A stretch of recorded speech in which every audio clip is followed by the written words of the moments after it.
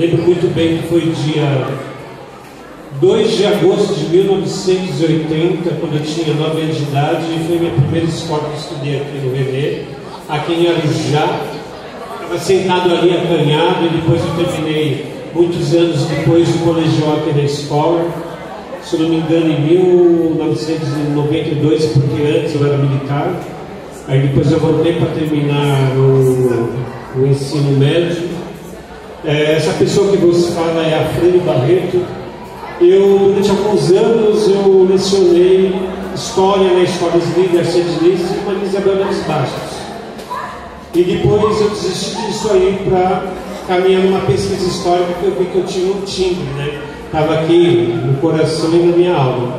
Mas antes de conversar, agradecer aqui a mesa composta, professora Simone, organizadora aqui do evento, junto com os alunos, professora Marisa, do corpo docente, professor Gilson, mediador, professor Fernando, representando a direção, e o professor Ivano, representando a coordenação. Assim que eu fui cursar História, há uns 15 anos atrás, vamos supor, quando eu tinha 15 anos de idade, eu pesquisava. E uma das pesquisas que eu tinha de fato, querendo conhecer a fundo, foi o bairro onde eu resido até hoje, que é o Nova Arujá, em Jordanópolis. Então, quando eu tinha 25 anos de idade, mais ou menos, depois de 10 anos, eu vi que eu tinha muito material histórico, fotografias, documentos sobre o bairro. Foi aí, quando eu completei os 30 anos de idade, eu fui tarde para lecionar mesmo, porque eu trabalhava em outras empresas, e me deparei com uma vasta literatura aqui no município de Arujá.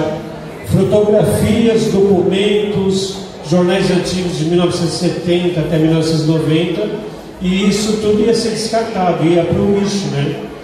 Não estou falando mal da instituição, mas a prefeitura, ela não cuidou muito bem do seu acervo, e muitas famílias também tradicionais da cidade de Arujá começou a descartar, jogar fora essas coisas.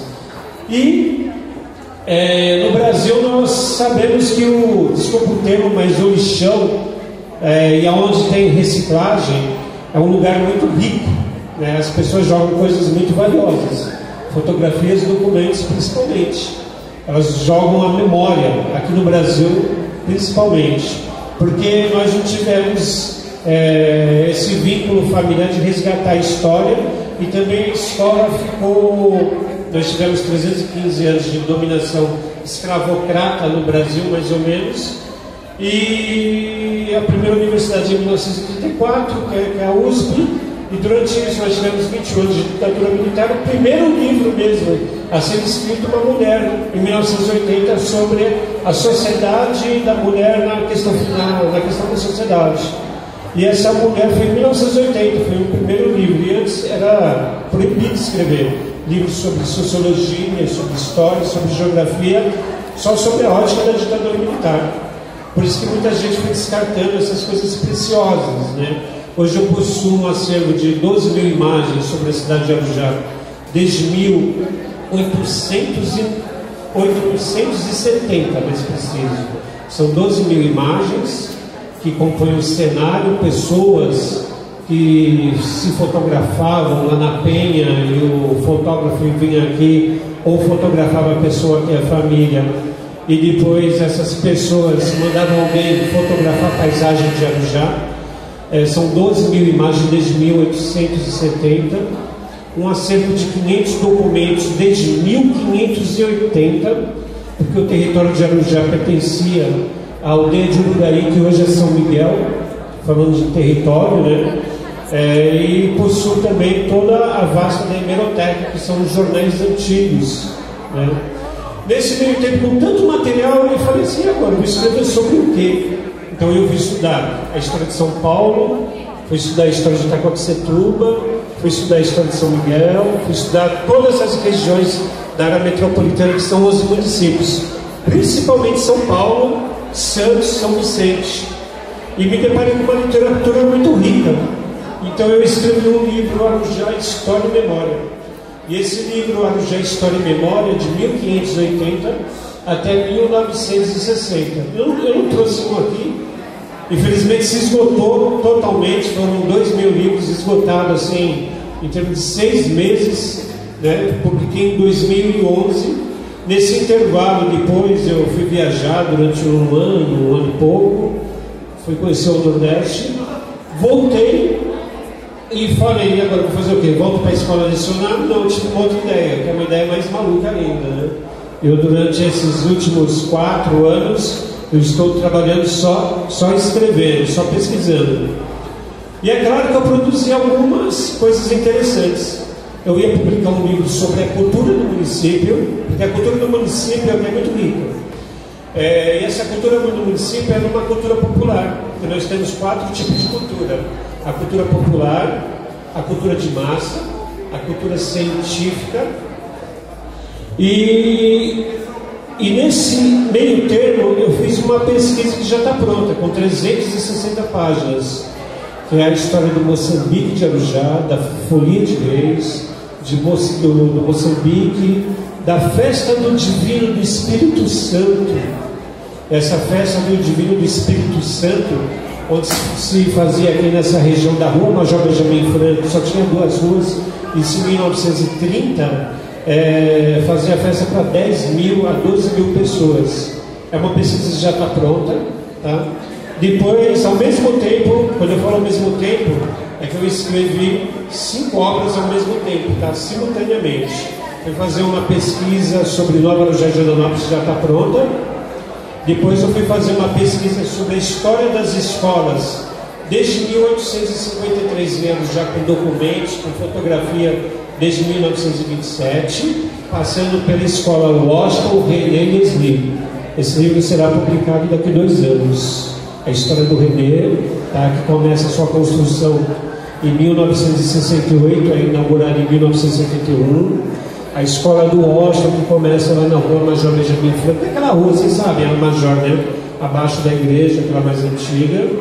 Depois vem a escola Leslie Garcia Diniz, construída em 74, fechada, funcionou em 76, leva o nome da escola em 79, né, com o falecimento da escola do professor Leslie Garcia Diniz, que era jogador de basquete. É uma história de 1853 até o término, até chegar no René, Leslie e Washington. Não me contentando, eu estava um dia andando na cidade de Arujá e ouvia algumas insinuações, né, sobre os moradores do Parque Rodrigo Barreto. Mas eram insinuações assim. Quem é aqui do Parque Rodrigo Barreto? Levanta a mão, por favor. Do bairro Parque Rodrigo Barreto. Tá. Então, pouca gente. Então, quais eram as insinuações? Em 1980, as pessoas, em 1979 mais ou menos, a aeronáutica, que hoje fica em Cumbica, ele recebeu um chamamento do presidente da época da ditadura militar, que era: arranje um lugar que nós temos que construir um aeroporto. E eles conseguiram esse lugar. E tinha que tirar aquele pessoal que estava lá. E eles não queriam que esse pessoal ficasse em Guarulhos, né? Nesse meio inteirinho, eles contrataram, a empresa contratou um radialista na época, em 1979, 1980, que era o Eli Correia, para falar: venham morar em Arujá, porque aqui tem guia, asfalto, está tudo pronto, vem aqui construir, e era só morar. Que era uma enganação mesmo, né, na época.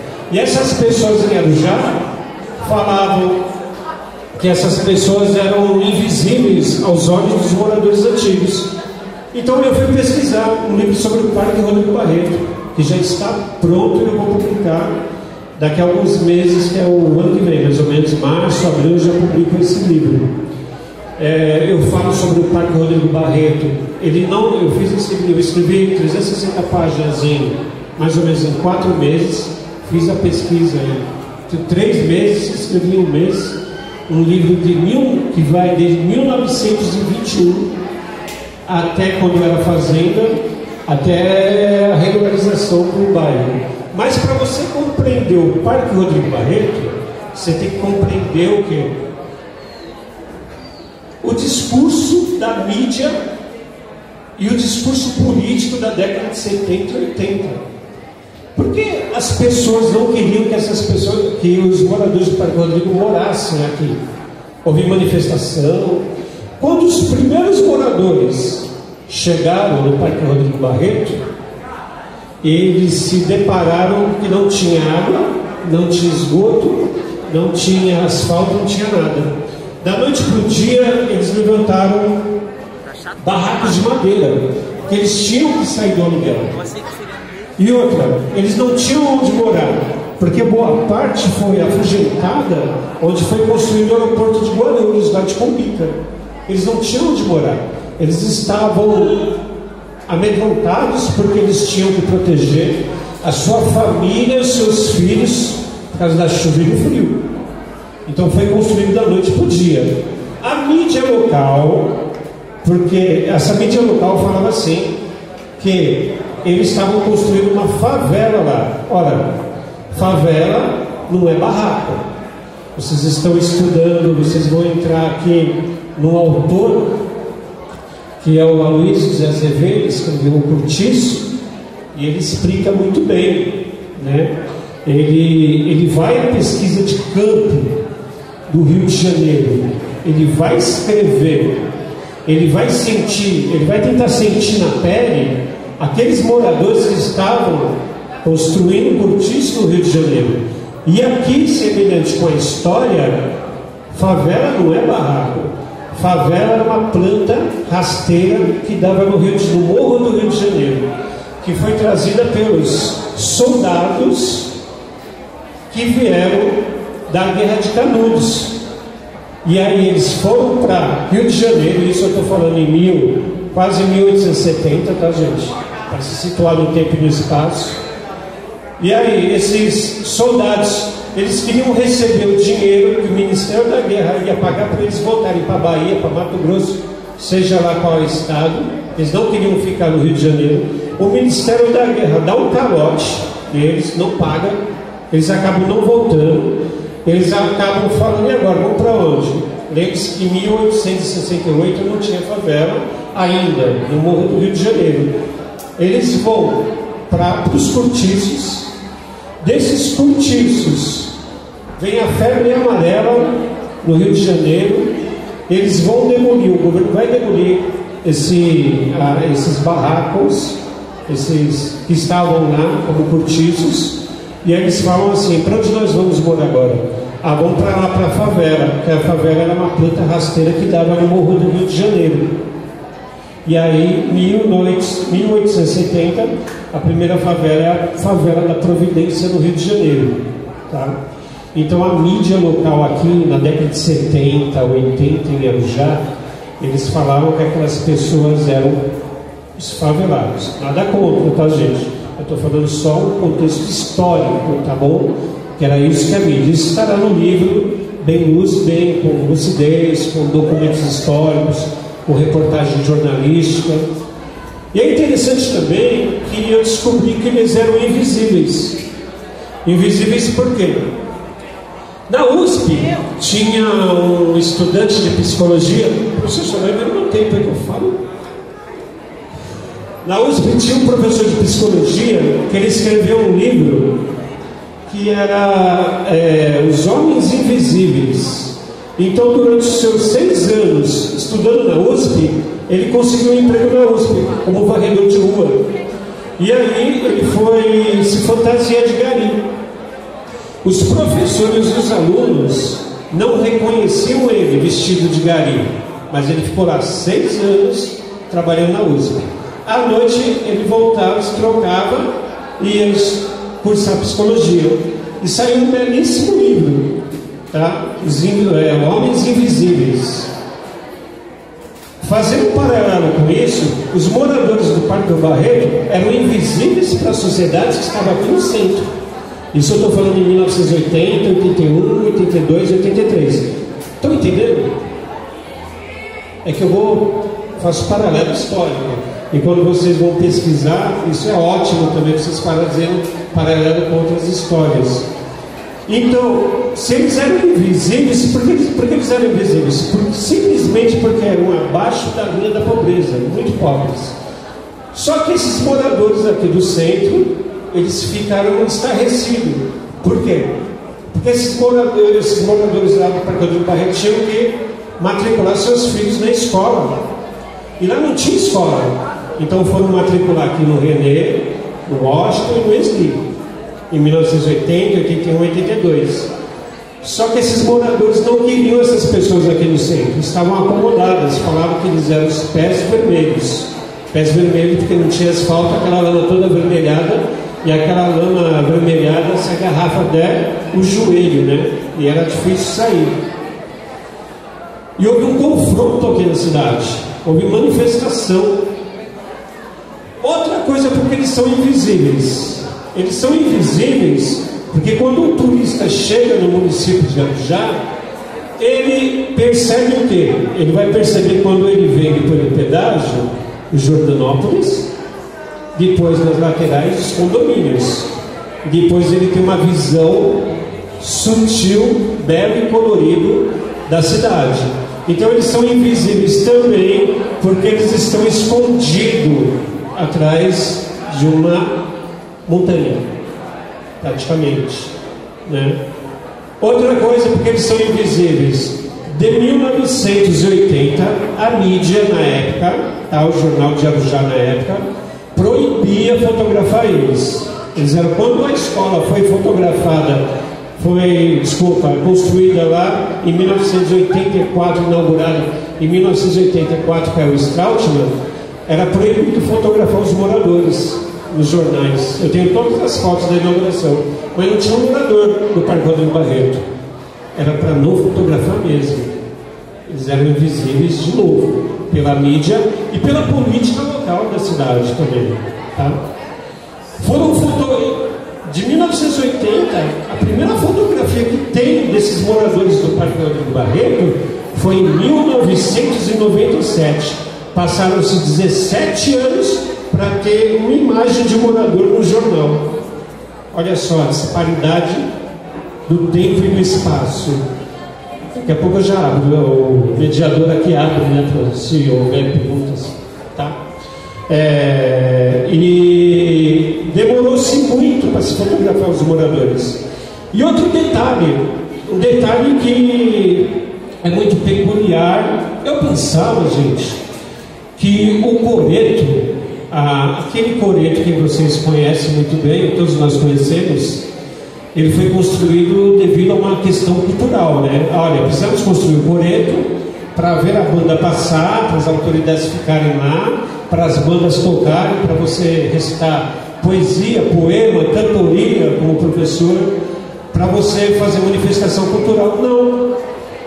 Eu tenho jornais da época que a Câmara Municipal e os comerciantes, eles ficavam indignados porque esses moradores vinham aqui no centro da cidade e comiam, bebiam nas lanchonetes, que eram poucas na época, 1980, 81, 82, e eles não tinham, e eles eram proibidos muitas vezes de usar o toalete, esses comércios.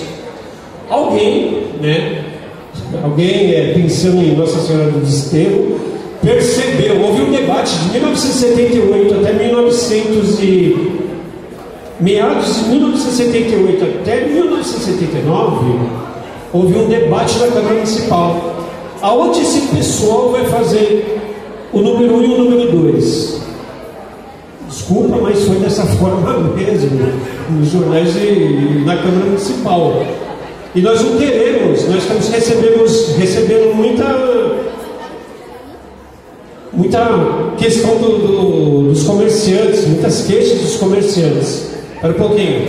Alguém viu um terreno ali meio arredondado ali na praça e mandou construir o banheiro. O banheiro do coreto, ele não foi construído por uma questão cultural, ele foi construído por uma questão fisiológica, em primeiro lugar, tá? E ele foi construído também porque havia uma pressão muito grande dessa elite que não queria ver esse pessoal. Esse pessoal se sentiu muito incomodado, mas aí eles dão um troco, esses moradores. eles se organizam numa organização de base, nas comunidades eclesiais de base, que foi fundada no Brasil em 1960. Tá? E eles se organizam na Igreja Católica, que é na Igreja Nossa Senhora Aparecida. Quando eles se organizam, eles falam assim: espera um pouquinho, nós temos união, nós somos fortes, então vamos fundar nossa sociedade de bairro e vamos pleitear nossos direitos. É o que eles fazem. Se hoje tem asfalto, creche, tem tudo lá, não é porque o poder público chegou lá e falou assim: gente, a gente vai inaugurar alguma coisa aqui para vocês, não. Porque houve pressão da sociedade, entendeu? Então eles deram esse troco e eles hoje, na verdade, o bairro hoje com quase seus 27.500 pessoas, hoje é maior do que muitas cidades por aí fora no Brasil. E só falta ter uma lotérica lá, porque aí eles ficam muito mais independentes, né? E é claro que eles dão um outro troco também, que 1/3, mais ou menos, uns 30% a 40% depende dos comércios locais aqui, também depende dos moradores do Parque Rodrigo Barreto, Mirante e Arujamento. Ora, se eles estavam incomodados tanto, se as pessoas aqui estavam incomodadas tanto em 1980 com esse pessoal, por que eles não ficaram incomodados com o pessoal do Jordanópolis, que começaram a chegar em 1980, com a Arujameca, que começou a chegar em 1978 no bairro, com o Mirante, que começou a chegar em 1977, 78, com Vila Pilar, com outros bairros? É porque aqueles moradores, eles eram muito pobres, abaixo da linha da pobreza. É um preconceito, é um racismo que, infelizmente, ele está perpetuado na questão histórica, na questão social, infelizmente, da nossa sociedade. Por quê? 315 anos de dominação escravocrata. Nós temos aí 21 anos de ditadura militar, que não se discutiu educação e cultura nesse município. Nesse Brasil. A primeira conferência sobre cultura nesse Brasil é em 2005, gente. É uma disparidade muito grande. Nós temos conferência sobre cultura e educação na Argentina no século XIX. No Chile, ele faz esse processo desde a década de 70, entendeu? Só um trechinho aqui da pesquisa, eu escrevi assim, eu quero fazer é spoiler, não? Né? Spoiler, quando fala uma coisa de filme, um trechinho rapidinho. Quando as pessoas chamavam eles quando as pessoas criticavam esses moradores, como criticá-los por isso? É difícil. Devemos nos respeitar, sobretudo quando vivemos em um país violento, machista, individualista e preconceituoso como o Brasil. Isso dói, machuca um ser humano, gera traumas, deixa marcas, desperta elementos curiosos que muitas vezes as pessoas vocalizam em uma fala ou em um gesto obsceno. Vou dar um exemplo. Eles chamavam esse pessoal de pés vermelhos, favelados, nordestinos, violentos, entre outras denominações preconceituosas. É como se a classe média fosse inimiga do povo, uma dinâmica perversa na história brasileira. A classe média, que odeia o trabalhador, deveria ser assim, porque acha que pertence à elite e que também considera o povo inimigo da nação.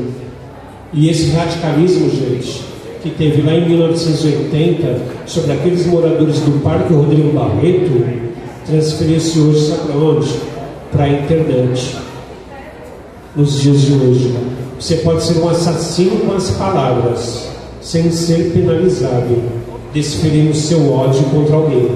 É inadmissível e inaceitável, mas isso acontece, infelizmente. É uma parte. Eu sou historiador que trabalho com memória, com entrevistas, moradores antigos. Os livros que eu vou publicar será o segundo ano que vem sobre o Parque Rodrigo Barreto. Eu também trabalho com a hemeroteca, que são os jornais antigos. Hemeroteca é um conjunto de jornais. Eu trabalho também com fotografias antigas, tá? Um acervo muito grande, então não há possibilidade de erros. Quando eu entrevisto uma pessoa, Eu faço confrontação com um jornal, depois eu faço confrontação com as fotografias. Porque em 1980 eu tinha 9, 10 anos de idade. Eu não estava lá. Mas, para o historiador, ele precisa ter todos esses elementos para confrontar fotografias antigas. Só não trouxe hoje. É um documento sobre Arujá, que é o mais antigo que eu tenho, esse original, desde 1800, esse é de 1833. Tem até uma fotografia aqui do René, depois vocês podem dar uma olhada aqui. Então o historiador ele trabalha com esses elementos. Quando vocês vão pesquisar, é claro que hoje não pode somente copiar e colar, né? Ctrl-C, Ctrl-V, se não me engano. Você precisa confrontar com outros dados, né? Para dar uma ideia para vocês, tem arquivos em São Paulo que vocês podem pesquisar, arquivos gratuitos, vocês podem pesquisar em biblioteca, vocês não podem ficar somente na internet. A internet é bom para você dar uma olhadinha lá se é fonte, se o site é confiável, né? Se o site for confiável, tudo bem, mas você também não pode ficar somente ali. Você precisa fazer essa confrontação. Por isso que quando o livro, vocês abrem um livro, tem notas de rodapé, ele tem citação de outros autores, é porque quando eu falei da favela, que as pessoas falavam que lá era favela, eu falo que não, que favela era uma planta rasteira que dava no Rio de Janeiro. Eu faço esse link com outros dados históricos, tá?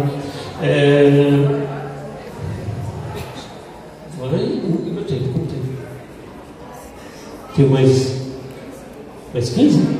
Tá. A primeira parte do livro do Parque Rodrigo Barreto, eu falo sobre quem foi, como é, eu divido assim: território, espaço e lugar. Como foi o território em 1565? Aí eu vou demarcando como ele surgiu. Como a coroa portuguesa começou a doar terras. Aí eu vou falando aqui do Parque Rodrigo Barreto de Arujá. Aí depois eu vou falando sobre Armando Colangelo. O Armando Colangelo que suicidou-se, né, no Parque Rodrigo Barreto, porque tudo ali era dele.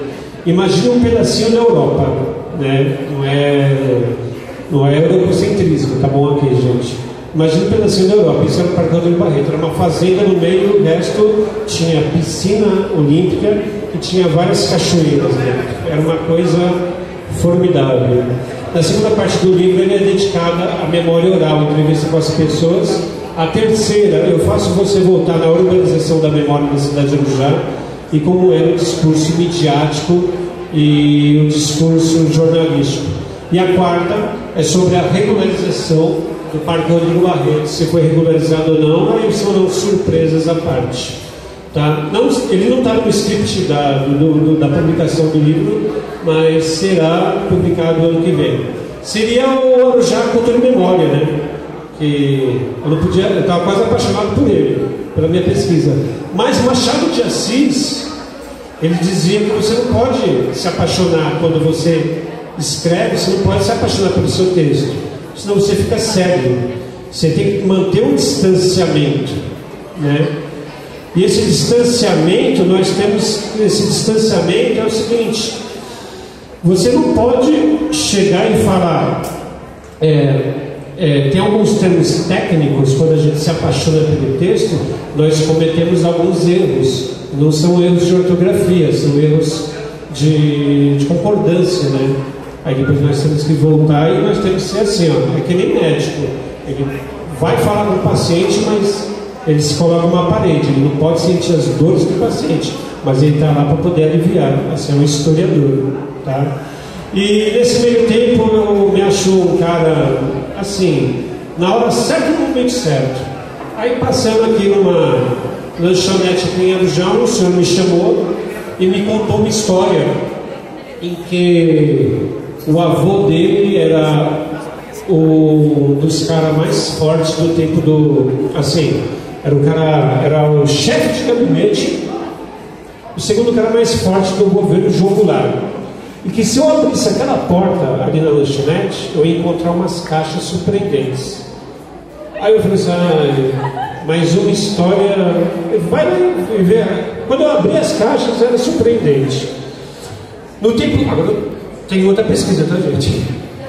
No tempo da ditadura militar, antes de acontecer a ditadura militar, o presidente João Goulart foi afastado do cargo, tá? Entre aspas, esse afastamento, tá? Porque ele estava em território brasileiro. O seu assessor, o Vamba Guimarães, ele teve uma ordem do presidente: pega as caixas, os papéis, os documentos, fotografias, queima tudo e some daí. Ele não fez isso, ele pegou as duas maletas, as duas malas, e aí ele vai para Guaratinguetá.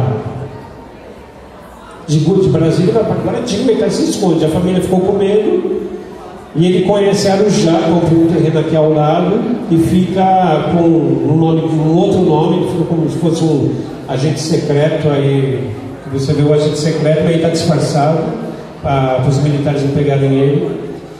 E foi surpreendente que tem uma outra pesquisa que eu vou publicar também o ano que vem, né? Mais ou menos em meados do ano que vem, que é sobre os documentos secretos do presidente João Goulart. E esses documentos estavam escondidos em Arujá há mais de 25 anos, em caixas de papelão, e eu estava no momento certo, na hora certa. Isso aqui estava como presidente João Goulart, né? Aqui é o terceiro colegial? Então, falando de João Goulart, vocês sabem o período, é claro, né? Já estudaram esse período. Estava na mesa do presidente. E antes da ditadura militar, antes do golpe, aqui está toda a trama, né? Esse e mais outros documentos da trama para matar o presidente João Goulart, para poder tentar matar ele, para poder tomar o poder. Então, aqui nesse livro, 1961, está toda a trama antes dos acontecimentos do presidente João Goulart, né? Estava escondido em Arujá, encontrei esses documentos, estão todos digitalizados. Vou tentar publicar ele mais ou menos em meados do ano que vem, documentos secretos do presidente João Goulart. E essas coisas acontecem com poucas pessoas no planeta, né? Eu estava na hora certa, no momento certo. Essa pessoa me emprestou, digitalizei tudo, depois essa pessoa, não sei quem estava procurando, tinha alguém do governo procurando ele sumiu, deixou a lanchonete para lá e foi embora, sumiu com a esposa e desapareceu. São documentos pesados, assim, em termos históricos, né? Eles queriam mesmo matar o presidente, tomar o poder, eles não queriam que aqui fizesse uma reforma de base, que a sociedade brasileira tivesse direito a mais de educação, cultura, essas coisas e tal, que nós já estamos cansados de saber. E o pessoal tomou o poder mesmo, e tomou o poder na bala mesmo, e na metralhadora. E com tanto de guerra que vocês sabem muito bem, tá? São 12 mil imagens que eu possuo. Todos esses acervos eu tenho durante 20 e poucos anos. A prefeitura, eu trabalhei na Secretaria de Cultura fazendo projetos culturais também. Difícil fazer uma exposição. Hoje eu tive um convite para fazer uma exposição, mas a minha exposição é muito caríssima. Hoje a minha exposição custa mais ou menos uns 25 mil reais. Eu deixo com a professora Simone, se quiser, se for possível, eu venho fazer uma exposição aqui da história da escola René de Oliveira Barbosa, com fotografia de desconstrução, inauguração, tá? Faço um tema, trago aí pelo menos umas 50 imagens no aniversário da cidade, fica à disposição, faço gratuito, não há problema nenhum. Consigo captar isso junto com o empresariado, aí não vai ficar, faço uma coisa para não ficar muito caro, encarecer muito o pesquisador. Eu tinha desistido há muitos anos de lecionamentos por uma razão financeira, sabe qual é? Eu vou até falar para vocês. Eu fui para a prefeitura porque não é cara de pau não, tá? 1/3 do salário eu gastei nas minhas pesquisas. Para mim ter tudo isso eu gastei mais ou menos de 120 a 150 mil reais. Então eu não me arrependo. A única coisa que eu me arrependi mesmo na pesquisa durante 20 e poucos anos é que meus cabelos foram caindo. Só isso que eu me arrependi. A pesquisa você precisa estudar muito. Você não pode, eu como historiador, ler 2, 3, 4 livros por semana, é impossível. Eu tenho que ler muito mais do que isso. Eu tenho que estar atento na questão econômica, política e social do Brasil e do mundo e da sociedade onde eu estou inserido, tá? Não tem como vocês fazerem pesquisa se vocês não tiverem uma visão de mundo, macro e micro, econômico, político e social. Não tem como você fazer uma pesquisa sobre esses dois autores que vocês estão e fizeram se vocês não conseguem sentir na pele o que é construir um barraco e ter um cortiço para morar. Não tem como você tem que sentir na pele isso. Mesmo que você não passe, você tem que conversar com alguém que fez que aconteceu isso. Aí você vai poder dar valor e você também vai poder transcrever isso no papel, porque quando a gente transcreve no papel, nós transcrevemos dores, alegrias, sofrimentos, tá? Eu gosto de fazer pesquisa de memória oral e entrevistas, mas ao mesmo tempo eu acabo um pouco carregado ali de sentimento, que a pessoa começa a chorar, ela começa assim, aí você tem que manter um equilíbrio emocional, tá? Eu vou contar algumas histórias para vocês, uma só da TV, né? Uma história para vocês sobre, no meu livro Arujá, História e Memória, um senhor que eu entrevistei, ele falou assim: eu não vou no lançamento do seu livro, porque logo eu vou morrer, não vai dar uma semana, eu estou com uma doença grave, mas eu vou te contar uma história. Aí eu marquei com ele no outro dia, e aí depois de 3 dias ele me deu um abraço, e depois 4, depois de 6 dias ele faleceu. Tá. Mas eu corri, fui para o jornal, né, e coloquei a matéria dele. A matéria dele lá foi uma coisa incrível, ele chorou. Tá. Então essas coisas acontecem, a gente não pode se apaixonar, mas ao mesmo tempo nós somos seres humanos, nós temos sentimentos, e esses sentimentos nos abalam. Foi um prazer muito grande fazer a pesquisa sobre Arujá. Hoje eu não pesquiso mais nada sobre Arujá, porque eu já subi um pouco, entre aspas, de tudo, né? Já gastei mais do que eu não tenho, que eu não tinha dentro de carro. Fiz isso porque eu sou solteiro, não tenho filhos.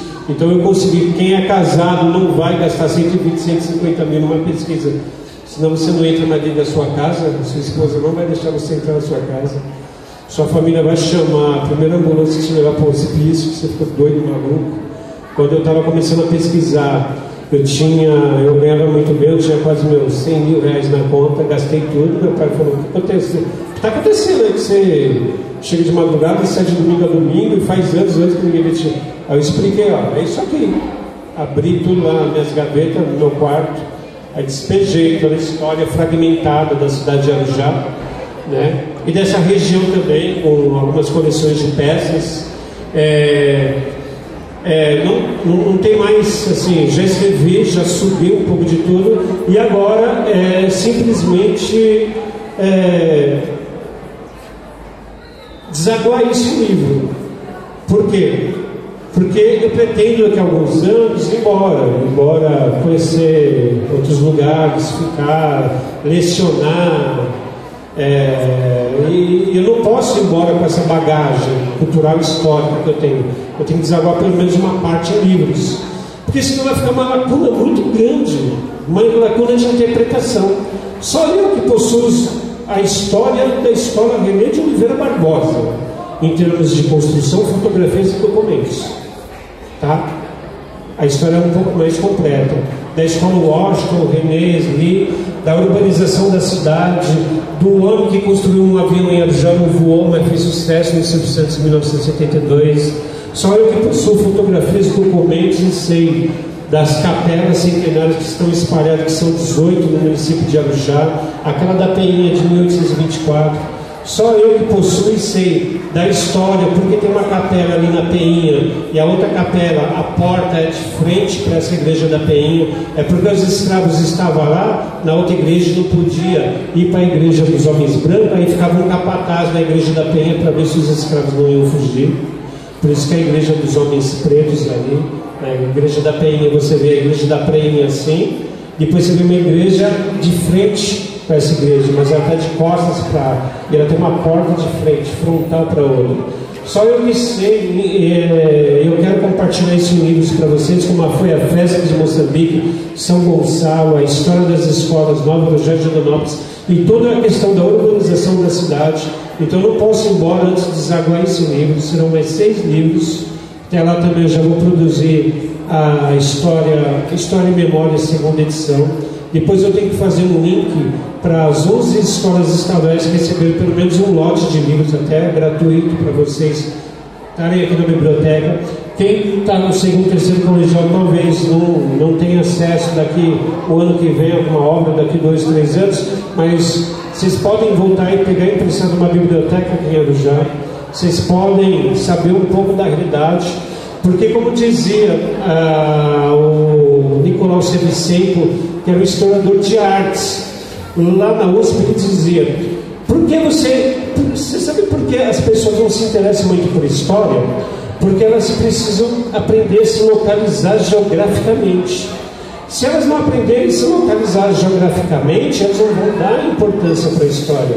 Então ela vai causar um sintoma muito grave, que é a desconexão histórica. Então todos os meus livros, antes de começar a história, junto com a história também, tem para você se localizar geograficamente, saber que os indígenas aqui, eles tinham medo do lugar chamado Arujá em 1638.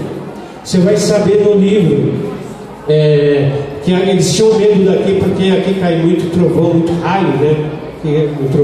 Muito raio, troveja muito. Então eu tenho todas essas informações que ficam no meu mundo. E isso tem que desaguar o mais rápido possível, tá? E isso está me dando uma ânsia muito grande. Por quê? Porque esse conhecimento, como diz o professor, acabou de falar como cimento aqui numa frase dele, tem que ser compartilhada, tem que ser... E se alguém daqui for um dia, claro, historiador, pesquisador, tem que ir lá e derrubar minhas teses, tem que ir lá e fazer um outro livro, tem que ir lá fazer confrontações. Isso é interessante, porque todos nós ganhamos com isso, tá bom? Para terminar, passaram algumas pessoas nessa região. Em 1978 passou Mário de Andrade, ele fez uma pesquisa sobre Moçambique em Santa Isabel, em Arujá, mas o foco dele também era Moçambique com Gada em Mogi das Cruzes. Vocês colocam lá Mário de Andrade, Moçambique, aí vai aparecer os moçambiqueiros de Arujá, lá no YouTube, tá? Desculpa. De Guarulho, de Arujá, Santa Isabel e Mogi das Cruzes. Passaram por aqui, professor de Geografia, passou por aqui, e também eu tive a honra de conversar com ele, que ele me orientou, foi o Aziz Nassib Absaber. Ele esteve aqui em 1951. Ele relatou como era a rua Major Benjamin Franco. Está no meu primeiro livro, do aqui para a biblioteca, como vocês ainda têm, Arujá, História e Memória. Ele teve um problema de tuberculose e ele foi curar. Ele era recomendado se curar tuberculose na década de 50, 40, 30 aqui em Santa Isabel. Ele era o professor, entre as 100 pessoas mais inteligentes do planeta, ele era um deles. Ele conhecia a questão geomorfologia territorial daqui até a Amazônia, uma parte da Amazônia por baixo. Ele foi o que descobriu o petróleo na cidade, no Brasil. Ele sabia o que estava acontecendo na questão espacial debaixo da Terra. Era o professor maior do que eu, também não disse que ele era quase, acho que 2,5 metros. Memória de elefante. Às vezes ele faleceu e ele relatou como era Arujá, Santa Isabel. Tem tem alguns pesquisadores que passaram aqui que nós vamos pegando e fazer uma compilação que eles fizeram. Se você quiser fazer pesquisa, tem o Arquivo do Estado de São Paulo, que é um prédio atrás da rodoviária Tietê. Lá é aberto para você fazer pesquisa do que for. Lá tem documentos do século XVI, desde 1500 e pouco, desde o século XVI, 1500 e pouco. Se você entrar você pega Tiradentes, depois da Armênia, vai a pé, que é pertinho, você nem pega metrô. Você está no Museu de Arte Sacra, lá você vai ver imagens de arte sacra em rococó de madeira feito por Dito Pituba, Dito Luzia. Dito Pituba era um santeiro que morou em Arujá em 1910, e ele ficava de cócoras, que era agachado, fumava o seu cigarro de palha e com canivete ele pegava uma madeira e fazia os santeiros. Ele era um santeiro, ele fazia o santo, ele fazia uma santa e esculpia. Ele pegava um saco e vendia. Aí de repente, mas antes dele, em 1700, no século XVII, que é 1680, foi encontrada uma imagem do Senhor Bom Jesus do Arujá, porque algum cavaleiro, algum andante caiu lá no meio do mato, e ali foi encontrado e ergueram a história, ergueram a matriz do Senhor Bom Jesus do Arujá. Se não fossem santeiros, talvez o Senhor Bom Jesus que tinha caído ali onde eles fizeram, talvez não existiria essa igreja matriz, e talvez o povoado da rua Major Benjamin Franco seria uma outra rua, uma outra geografia, e talvez a escola René não estaria aqui. E para concluir, né, a gente só sai da ignorância, uma falta de conhecimento, se lermos. Eu fiz algumas. Faz 4 anos que eu não tenho celular, né? Porque eu tive que pesquisar e terminar todas essas obras. Até o ano que vem eu vou ver se eu tenho um celular. Então eu entro no mundo da pesquisa. Quando eu termino todas as obras, eu saio aliviado. Mas eu saio aliviado num trabalho para uma sociedade posterior que vai ler todas essas obras. Se alguma coisa acontecer comigo, eu já deixei uma pessoa, que é um outro historiador, já todos os arquivos assim, tudo para ele publicar. A gente tem que pensar, né? Mas em algumas fatalidades. A gente quer viver uns 100, 200, 300 anos, mas nós somos realistas. Por quê? Porque a história ela não pode ficar uma pessoa só. Ela tem que ser um bem patrimonial e ela tem que ser compartilhada. E assim, quando você chega em casa e chega com o namorado ou com a namorada em casa, a primeira coisa que a sua mãe, o seu pai, principalmente a mãe, pega a sua namorada e fala: vem ver a foto como o seu namorado, meu filho era, porque você fica com uma cara pé da vida, né? Você, ou a mulher ou o homem, olha como ele era, olha ele era magrinho, olha ele era gordinho, usava fralda. Então ela faz um resgate, o seu pai também faz um resgate histórico sobre a família, sobre a árvore genealógica dentro da sua residência. O que é legal é vocês pegarem esse álbum fotográfico que vocês têm e digitalizar tudo e contar uma história, fazer uma história, guardar, deixar guardado, porque amanhã você vai querer saber um pouco do seu passado. Para terminar, houve um incêndio, tem todos os anos incêndio lá nos Estados Unidos, que é... Oi? Como chama o lugar? Para terminar. Naquela região da Califórnia, teve essa devastação que tem todo ano, né? Que é esse incêndio. A primeira, eu estava vendo no jornal esses dias, mas foi unânime. Todos estavam lá para ver a destruição da sua mansão, da sua residência, da casinha do cachorro. Mas todos estavam preocupados com uma coisa: com um álbum fotográfico da família, com o registro da família. Porque comprar geladeira, construir casa, ter carro, essas coisas, a gente levanta, batalha e vai conseguir. Mas a memória fotográfica e o registro da família, isso é difícil de você obter, tá? Porque ali tem sentimentos, ali tem toda uma conjuntura familiar, ali tem encontros, ali tem tristeza, ali tem alegrias, e ali tem momentos únicos que não voltam mais. Só voltaria se tivesse uma cápsula do tempo. Como no ar, os álbuns fotográficos, eles substituem essa cápsula do tempo. Então eu peço para vocês digitalizarem tudo que vocês tiverem lá e guardar num HD, no computador, no pendrive. Faz umas 2, 3 cópias, que lá na frente vocês vão precisar. Não tem um que não precisa. Eu agradeço, é uma emoção muito grande estar aqui nessa escola onde estive estudando, compartilhando amizades que eu tenho até hoje. Fico aqui à vontade, vou fazer uma exposição fotográfica aí no aniversário da cidade gratuitamente, tá? Exposição aí, fica a exposição aí durante uma semana, cabe à coordenação dizer quando, eu mando até fazer os convites, confeccionar, não há problema nenhum. Agradeço de coração e fico à disposição. Acho que uma garota, tem uma menina que ela levantou o braço, a favor. Puxa, né? Puxa, muito obrigado, um abraço a todos.